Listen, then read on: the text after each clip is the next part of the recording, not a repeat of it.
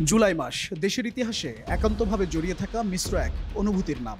একদিকে এই মাস স্মরণ করায় দীর্ঘ ফ্যাসিবাদের বিরুদ্ধে ছাত্র জনতার রক্তেরঞ্জিত এক বিজয়, অপরদিকে মাসটি মনে করিয়ে দেয় জঙ্গিবাদের নির্মমতা ও নিরাপত্তাহীনতার ভয়াল চিত্র।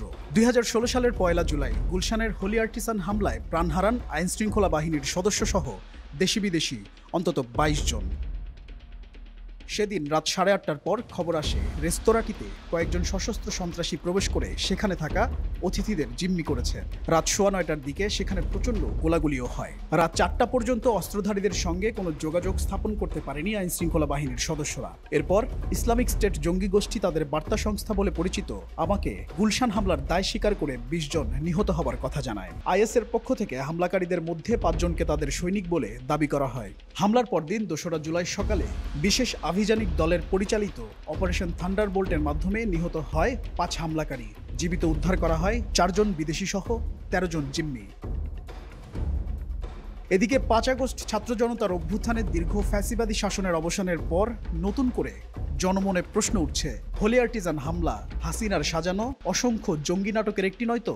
ঢাকার বর্তমান পুলিশ কমিশনার শেখ মোহাম্মদ সাজ্জাদ আলী এক প্রশ্নের উত্তরে সংবাদ মাধ্যমকে বলেছেন, দেশে নাকি জঙ্গি নাই। তিনি বলেন, আওয়ামী লীগের সময় জঙ্গি নাটক সাজিয়ে ছেলেপেলেদের মারছে, কিসের জঙ্গি? হোলি আর্টিজান হামলা সাজানো নাটক ছিল কিনা এমন প্রশ্নে সাজ্জাদ আলী বলেন, সেটি সম্পর্কে তিনি জানেন না, তবে দাবি করেন বাংলাদেশে কোনো জঙ্গি নেই, দেশে পেটের দায়ে লোক ছিনতাই করে।